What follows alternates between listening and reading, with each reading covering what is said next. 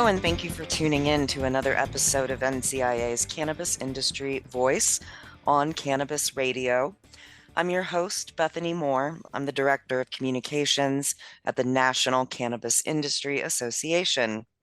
Today, I am speaking with one of our members, Andrew Kaye, who is Chief Commercial Officer at Sweet Leaf Madison Capital and Principal at AJK Consulting LLC. He's been involved in all aspects of the financial services industry, working as a fund portfolio investment manager, investment banker, family office investor, and attorney. Andrew's worked with startups on their first raise and supported global enterprise undertaking billion-dollar stock offerings. He also has significant investment experience in the cannabis industry. Welcome to the show today, Andrew. Thank you for having me, Bethany. Absolutely. I got to see you recently in person at our Colorado Cannabis Caucus, which was such a great event, don't you think? I think it was a really, really nice event and very elegant as well. We're classy here at NCIA when we throw our caucuses. Awesome. It was great to meet you in person, but for our listeners, let's hear a little more about your background and your experience and all the different kinds of things you did before you moved into the cannabis space. Well, I guess you can say I'm an OG when it comes to my career. Following graduation from law school, I was an assistant professor at Hunter College in the economics department for 2 years. Then I decided I ran out of funny stories to go into the actual practice of law, which I did for a decade. I worked in New York for Sullivan and Cromwell, and I worked in Tokyo, Japan for what was then Hamada and Matsumoto, which is now the largest law firm in Japan.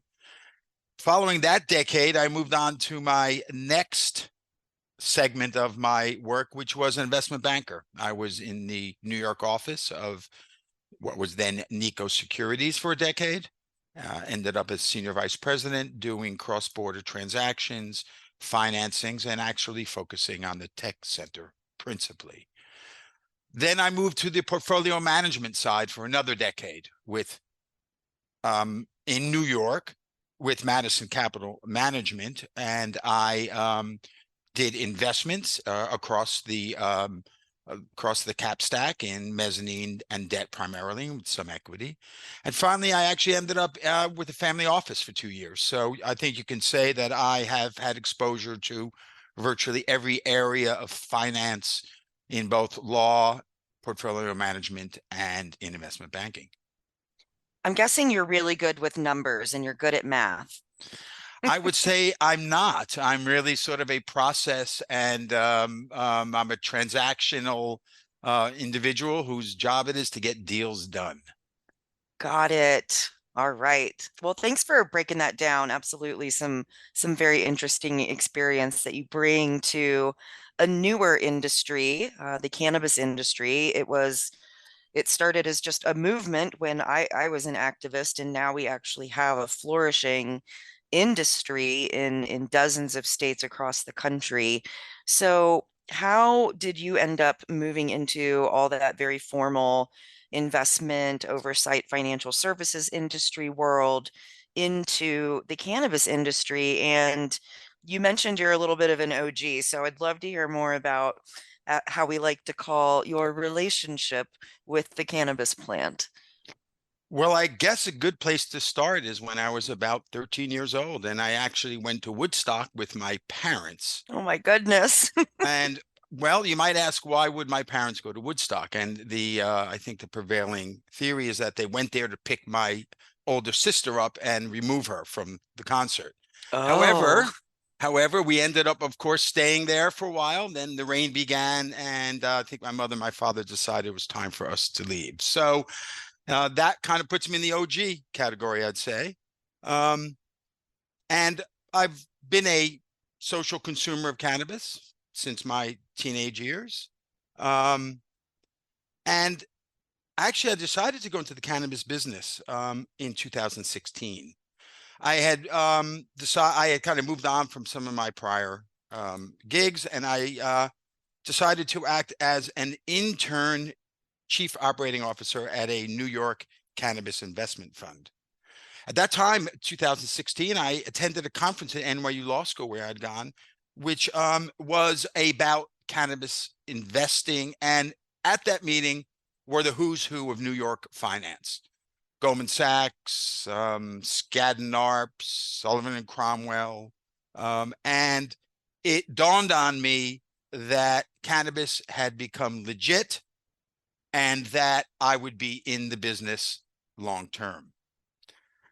After a while, I retired a little bit and actually moved to an island called Florianopolis off of southern Brazil. And I had heard that my former colleague, Brian Gordon, was getting into cannabis, which I had urged him to do earlier. And I called him up and I said, Brian, I hear you're in cannabis. And he basically said, yes, and so are you. So get on a plane and come home, which I did. And at that point, we were starting a new company called Sweet Leaf Madison Capital through Madison Ventures Plus, which I am also a managing director of. And we bought a majority interest in Sweet Leaf Capital out of Denver, which was an incumbent financer on the debt side to cannabis companies, primarily in leasing and small real estate. And we combined. We have a love child, Sweet Leaf Madison Capital, and I've been with them since as the chief commercial officer, and that was in September of 2021. That was not too long ago, and 2021 was still kind of the height of the pandemic as well.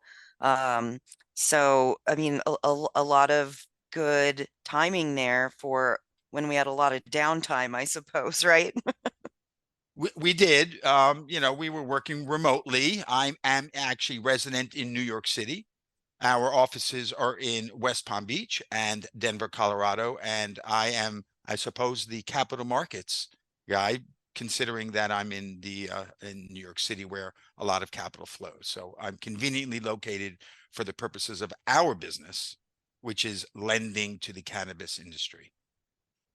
Yeah, absolutely. So it is you and your partner, and tell me more about how the company is continuing to grow as we move into 2023. Well, what we did was we combined the staff and management of the company. There were two principals of Sweet Leaf Capital in Denver. Um, Brian became the chief executive officer. And so we put together a team of some people from Sweet Leaf side, some from the Madison side. In my day-to-day role, I'm chief commercial officer of Sweet Leaf Madison, responsible for capital development and investment strategy and execution. I run the day-to-day lending business of the company with a crew of really very talented and experienced professionals. We have an operations group, an underwriting group, a vendor finance group, and a capital markets group. We focus on asset-based debt, including real estate, equipment financing, and senior secured working capital, focusing mostly on the middle to high middle market, small and medium-sized enterprises in the compliant cannabis market and nationwide from seed to sale. Excellent. Recently, the good news is we just closed on $100 million of financing from a New York entity. And so we have a lot of dry powder now. As we all know, over the last several years, cannabis has had some ups and some downs, but we are fully financed and looking to deploy money, not only in the incumbent states in the West, Colorado, obviously California, Washington State, Oregon, but also in the East, from Maine to Florida. And we really like the Midwest as well. So we are very much focused on a national practice, looking for good borrowers in good markets.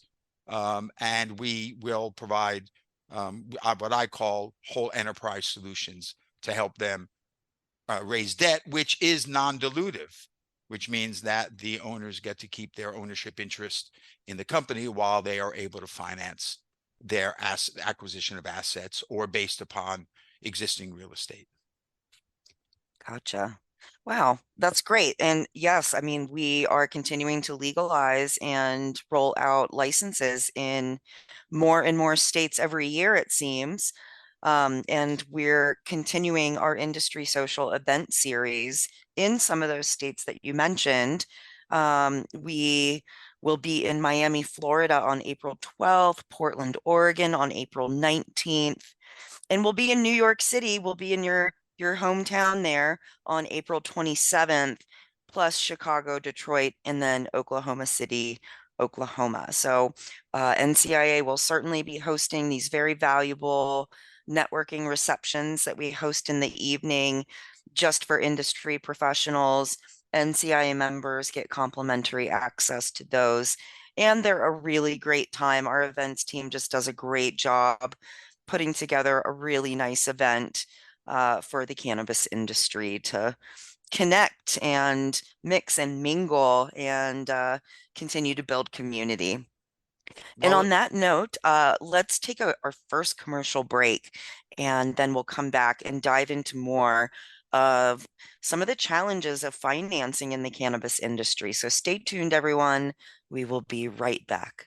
NCIA's Cannabis Industry Voice will return once we give a voice to our sponsors. With one of the best savings rates in America, banking with Capital One is the easiest decision in the history of decisions. Even easier than choosing Slash to be in your band. Next up for lead guitar. You're in. Cool. Yep, even easier than that. And with no fees or minimums on checking and savings accounts, is it even a decision? That's banking reimagined. What's in your wallet? Terms apply. See CapitalOne.com/bank for details. Capital One N.A. member FDIC. So, how does it feel when you play Roll Up to Win with Tim Hortons? Buy a hot or cold beverage using the Tim's app and find out. Roll in the app for a chance to win prizes ranging from free coffee and donuts to a Universal Orlando resort vacation or a sweet car. Oh, don't forget the TV. And this year, every roll is a shot at a $1,000 daily giveaway drawing for two $500 prizes. Roll up to win and get treated by Tim's. No purchase necessary. Account registration required. 50 U.S. and D.C. 18 plus. Entered by 4223. See rules at rolluptowin.com for free entry and full details. Void in Florida and where prohibited. If your business earns millions or tens of millions in revenue, stop what you're doing and take a listen. Because NetSuite by Oracle has just rolled out the best offer we've ever seen. NetSuite gives you the visibility and control you need to make better decisions faster. And for the first time in NetSuite's 22 years as the #1 cloud financial system, you can defer payments of a full NetSuite implementation for 6 months. That's no payment and no interest for 6 months. And you can take advantage of this special financing offer today. NetSuite is #1 because they give your business everything you need, in real time, all in one place. To reduce manual processes, boost efficiency, build forecasts, and increase productivity across every department. 33,000 companies have already upgraded to NetSuite, gaining visibility and control over their financials, inventory, HR, e-commerce, and more. If you've been sizing NetSuite up to make the switch, then you know this deal is unprecedented. No interest, no payments. Take advantage of this special financing offer at netsuite.com/strategy. netsuite.com/strategy to get the visibility and control you need to weather any storm. netsuite.com/strategy. All right, we're back on NCIA's Cannabis Industry Voice on Cannabis Radio. I'm your host, Bethany Moore with NCIA, and we're talking with Andrew Kaye of Sweet Leaf Madison Capital, who has tons of experience on the financial side of the industry in and out of cannabis and is now working exclusively with cannabis companies. And, anyone listening that knows anything about working in cannabis, financing in our industry has a myriad of challenges, whether you're trying to raise capital, for what is a federally illegal business, but also regular banking issues for businesses that are, right, just losing their bank accounts or struggling with those services, or maybe really high fees in order to keep that banking. So you know more than the average Joe about what these challenges are for cannabis businesses. Can you get into some of those a bit more? Sure, Bethany. Let's start with the macro environment because we all know what Silicon Valley Bank has done to the banking system. Yeah. It's created some Whoops. insecurity in community banking, particularly, and the cannabis industry is really, on a macro basis, facing the same headwinds that all other industries are facing, which was exacerbated by Silicon Valley Bank, high interest rates, liquidity, and what I consider to be post-COVID hangover. I recently postulated that Hmm. maybe this is one case where the cannabis industry is not being punished versus other industries, in that because of the banking restrictions, which we will get into, cannabis banking tends to be dispersed around the US. There's no similar concentration of banking as there is in the technology industry.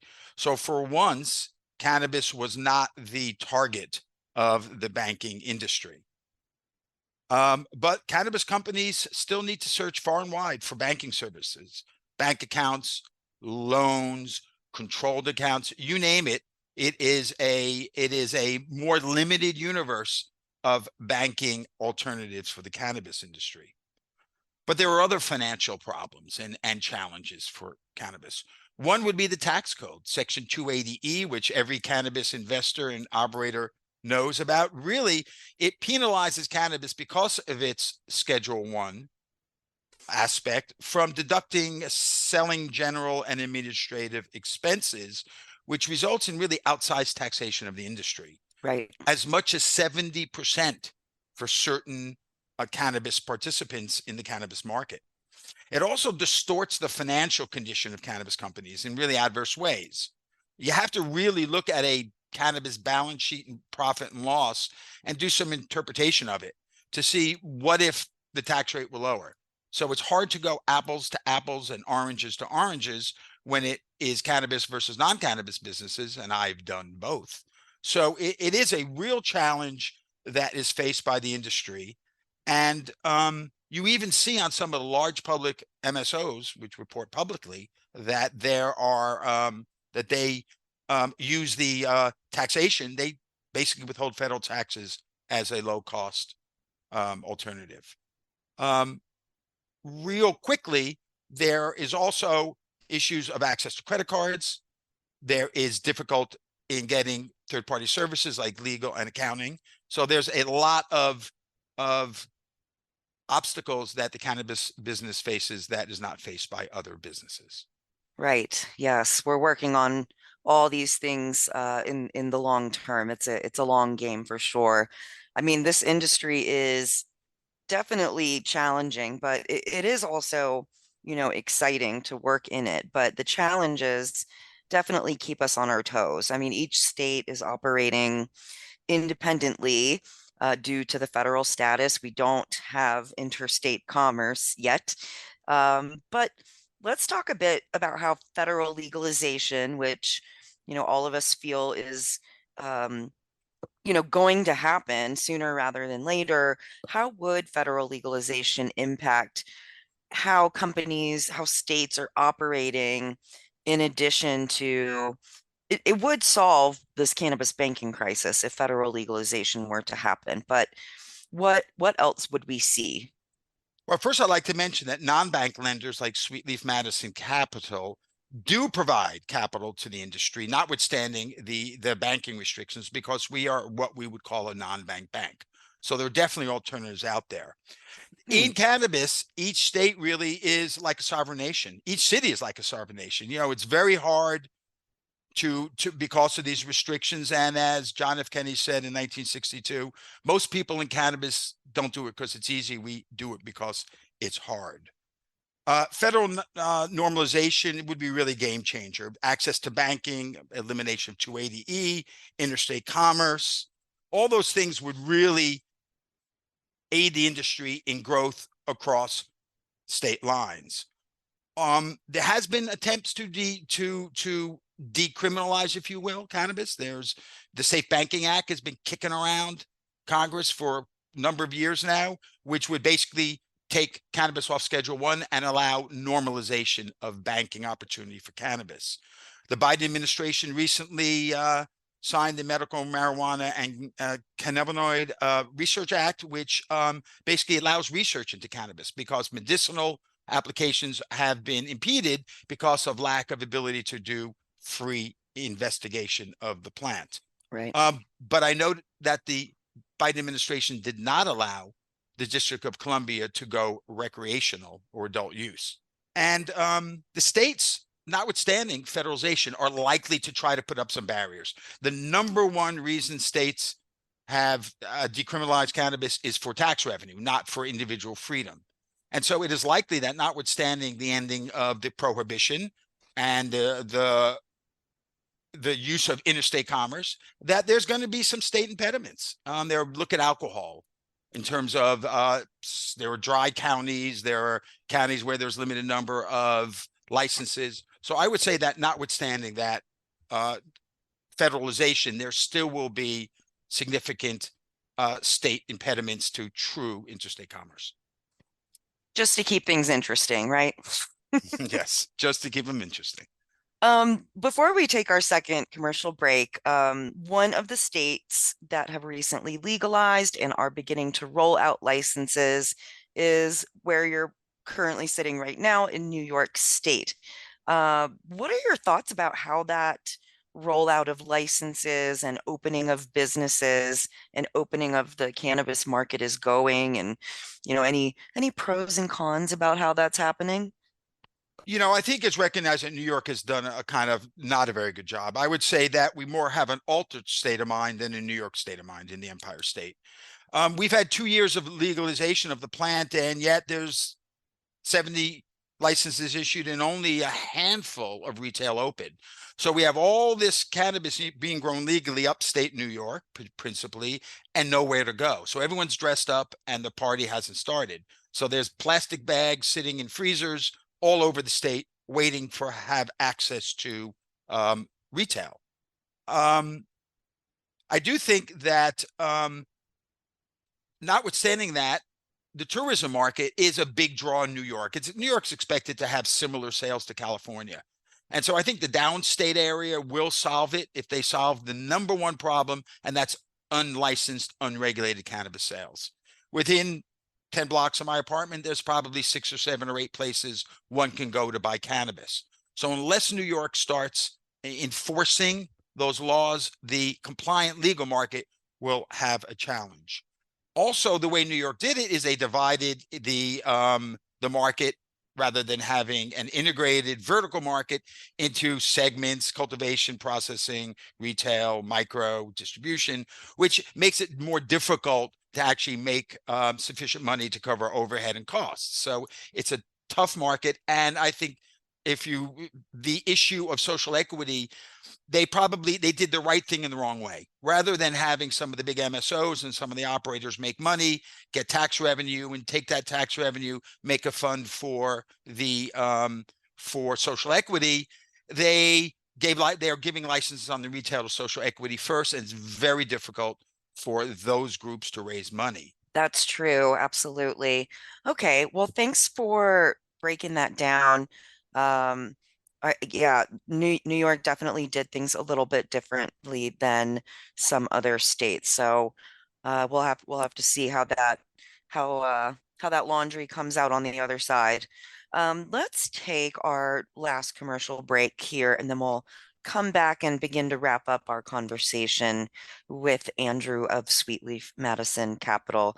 Stay tuned. We will be right back. NCIA's Cannabis Industry Voice will return once we give a voice to our sponsors. All right, we're back on NCIA's Cannabis Industry Voice. I'm your host, Bethany Moore, talking with Andrew Kaye of Sweet Leaf Madison Capital about challenges in finance in the cannabis industry, as well as some insight into how the new market's rolling out in the state of New York. So, Andrew, working smarter, not harder is one of my favorite phrases. And with that in mind, and all the complicated regulations and compliance issues that our industry faces, big breath there, what comes to mind for you about how we as an industry can be better, faster, stronger as we move into the future more thoughtfully? Well, I think I'd modify your phrase. I think the cannabis industry needs to work smarter and harder.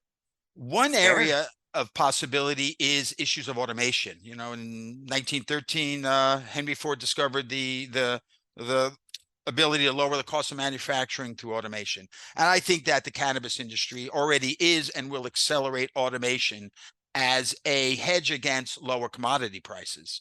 Right now, we're about $1,000 a pound wholesale throughout the United States, and it costs money to grow. So I think automation will be important in all areas, even retail. There is a Colorado retailer that has installed a vending machine that's fully compliant with Colorado law.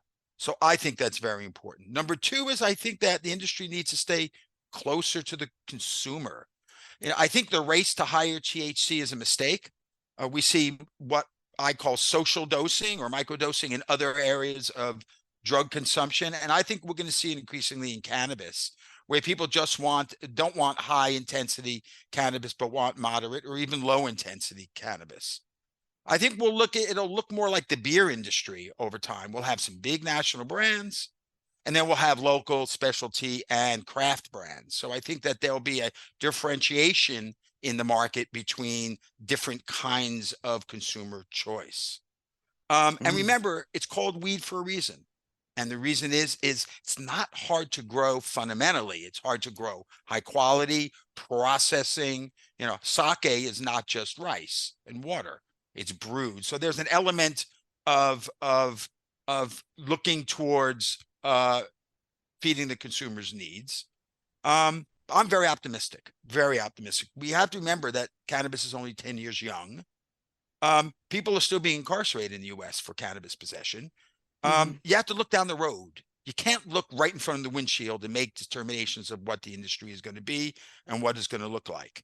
And so I think we'll see laws changing. Soon you'll be able to drive New York to California through all legal states. We have a little bit some there in the kind of Eastern Midwest that's still an impediment. But I do believe that ultimately we'll be working harder, we'll be working smarter, and the drum roll of legalized cannabis will be heard in all 50 states. Oh, I love that. That was a strong way to express that as well. And I think you're absolutely right. There's some really exciting things drumming up behind the scenes with some of the folks in NCIA's committees. We have some of just the most passionate, smart, knowledgeable experts that are putting their brains together on all of these NCIA committees year after year. And I'm getting really excited to work with the committees on some things that are drumming up behind the scenes that are really going to provide some unity on where we're headed as we go forward. And another important part of all this, of course, is our advocacy work. NCIA has lobbyists in DC year round who are talking with congressional offices, members of Congress about many of these issues that you mentioned already in this episode, like the Safe Banking Act and 280E of the IRS tax code and so on, as well as descheduling and what that means and just so many issues. But really, members of Congress also need to hear from you, the cannabis operators, the small business owners, about what it is like to run your cannabis business and the challenges that you are facing, both at the state and federal level. So, reminder that Lobby Days is right around the corner. It is May 16th, 17th, and 18th in Washington, D.C. It is my absolute favorite thing that NCIA does. I mean, the Colorado Cannabis Caucus the other week was really nice, but Lobby Days is really where it's at. This is where we are running around, getting blisters on our feet, going from House and Senate buildings, talking with staffers about our issues and really making an impact, getting co-sponsorship on important bills, opening minds, and thanking those offices that are already supportive of cannabis, who already get it, and we're just giving them more fuel to the fire for when they go back on the floor to continue pushing our issues along. So there's an opening welcome reception to kind of get our bearings and meet your fellow colleagues, and then a couple days of meetings on the Hill, and then a nice closing reception where typically several members of Congress will come by and say hello and give a few words to the crowd and take some pictures with our members. So it's just such an amazing event. I hope you get a chance to go, Andrew, and bring the Sweet Leaf Madison Capital team to Washington, D.C. with us. Well, that sounds exciting. It really is. All right. So as we begin to wrap up the show here, where can our listeners find out more about you and your company? Well, you can go to www.sweetleafmadisoncapital.com and you can find out about our company and what we do. And those of you looking for financing, there's a link there to contact us, and we'll certainly get back to you. Excellent. Thanks again for being on the show and sharing your insight today. And thanks to our listeners for tuning in to another episode of NCIA's Cannabis Industry Voice. Until next time.